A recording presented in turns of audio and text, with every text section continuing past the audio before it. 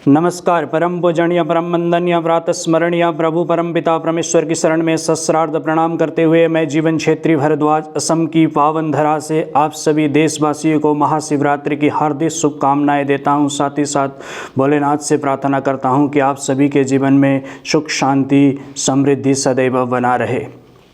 मित्रों, मैं आप लोगों के समक्ष कुछ एक नई बात लेकर उपस्थित हूँ। बात कुछ इस प्रकार है। एक गांव था, उसमें एक बहुत ही रईस, बहुत ही अमीर सेठ रहते थे। वो भोले बाबा के बहुत बड़े भक्त थे और उन्होंने भोले बाबा की बहुत तप की, जप की, प्रार्थना की। भोले बाबा प्रसन्न हो गए और उनके समक्ष प्रकट हुए। जैसे ही भोले बाबा प्रकट हुए तो वो सेठ बताने लगे कि आपकी अपार कृपा से मेरे साथ बहुत सारी संपत्ति है, लेकिन मेरे पास सुख नहीं है, शांति नहीं है। भोले बाबा कुछ ऐसा उपाय बताएं जिससे मैं सुख शांति प्राप्त कर सकूं, खुश रह सकूं। भोले बाबा ने उसे अपने हाथों से 4 सोने के मुद्रा दिए, 4 सोने के सिक्के दिए और भोले बाबा ने कहा कि आपके गांव में जो गरीब किसान रघु रहते हैं उनको जाके ये 4 सोने के सिक्के आप दे दीजिएगा। बात यह सुनते ही सेठ जी प्रसन्न हो गए और 4 सोने के सिक्के लेकर दौड़ते दौड़ते रघु के खेत से होते हुए रघु के घर पे पहुँचे तो देखा कि रघु भैया काम कर रहे थे। और सेठ जी ने बोला, रघु भैया, मैं इस तरफ से आ रहा था आपके खेत से होते हुए, मुझे आपके खेत में ये 4 सोने के सिक्के मिले, मुझे लगा आपके हैं, ले लीजिए। रघु भैया ने सेठ जी से बोला, सेठ जी, ये 4 सोने के सिक्के मेरे नहीं हैं। फिर सेठ जी ने बोला कि कोई बात नहीं है, आपके नहीं है, फिर भी कोई बात नहीं है रघु भैया, आप रख लीजिए, आपके काम आएंगे। रघु ने ये बात सुन के बोला कि सेठ जी, ऐसा कीजिए ना आप कि किसी ज़रूरतमंद को ये सोने के 4 सिक्के दे दीजिए ताकि उसकी ज़रूरत पूरी हो जाए। सेठ जी ने सोचा कि रघु को मैं ऊपर से देना चाह रहा हूँ, भोलेनाथ ने कहा है ये सोने के सिक्के रघु को देना है, लेकिन ये ले नहीं रहा है। तो उन्होंने सोचते हुए बोला कि रघु भैया, मुझे लगता है आपको इस 4 सोने के सिक्के की ज़रूरत है, आप इसके ज़रूरतमंद हो, तो मैं आपको देना चाहता हूँ। रघु भैया मुस्कुराते हुए बोले कि सेठ जी, क्षमा कीजिएगा, मैं खुश हूँ, मैं संतुष्ट हूँ, मैं दिन के 100 रुपये कमाता हूँ, उसी में मैं संतुष्ट हूँ। मुझे भोलेनाथ ने कृपा की है कि मैं सुख, शांति, समृद्धि से रहा हूँ। सेठ ने जैसे ही ये 100 रुपये दिन में कमा के खुश रहने वाली बात सुनी तो सेठ जी को ताज्जुब हुआ कि रघु भैया कैसे 100 रुपये में अपना घर मैनेज करते हैं, कैसे घर को चलाते हैं। तब सेठ जी ने थोड़े नम्र भाव से रघु से पूछा कि रघु भैया, आप कृपया बताएंगे कि ये 100 रुपये में आप कैसे अपने घर को मैनेज करते हैं।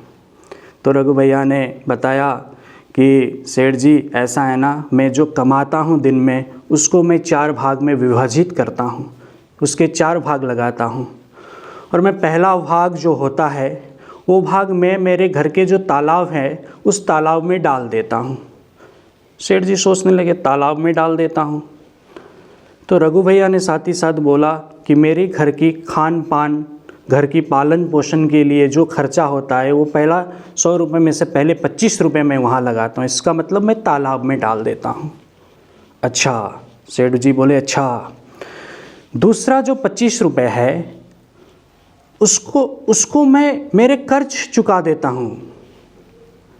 सेठ जी ने तुरंत पूछा, कर्ज चुका देते हो, कैसा कर्ज?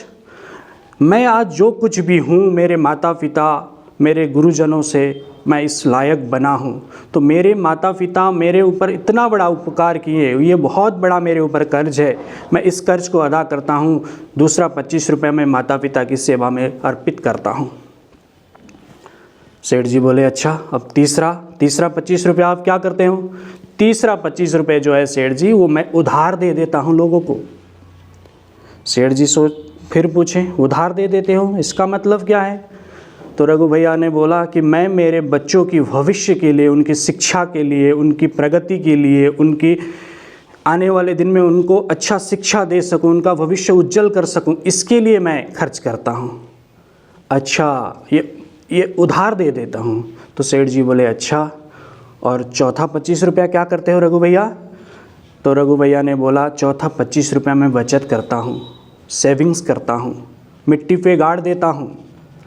ये 25 रुपये जो कभी मेरे जीवन में कुछ असुविधा के दिन चले, कभी कोई दिक्कत आए, कभी पैसों की कमी हो, तो ये 25 रुपये रोज़ के जो मैं 25 रुपये बचाता हूँ, इससे मुझे किसी के सामने हाथ फैलाना नहीं पड़ता है कि मुझे कोई असुविधा हुई है, मुझे कुछ पैसा दे दीजिए आप बोलकर।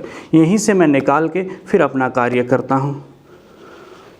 जब ये पूरी बात 100 रुपये को 4 भाग में विभाजित किया, अपनी कमाई को 4 भाग में विभाजित किया और पहला भाग उन्होंने तालाब में डाल दिया, दूसरा भाग उन्होंने कर्ज चुकाया, तीसरा भाग उन्होंने कर्ज पे दे दिया, चौथा भाग उन्होंने बचत किया।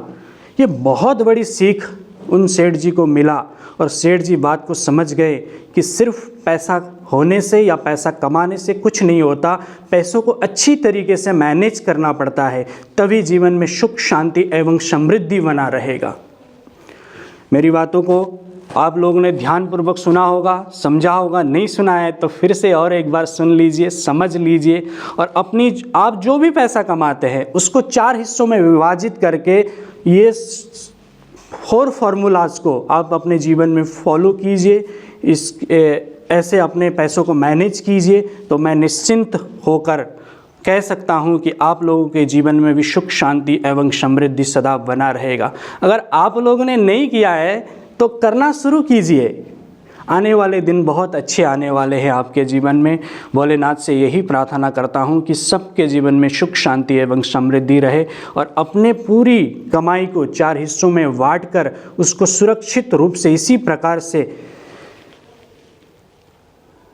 परिवार की पालन पोषण करें, इसी प्रकार से कर्ज चुकाए, इसी प्रकार के बच्चों के भविष्य में लगाएं, इसी प्रकार से बचत भी करें।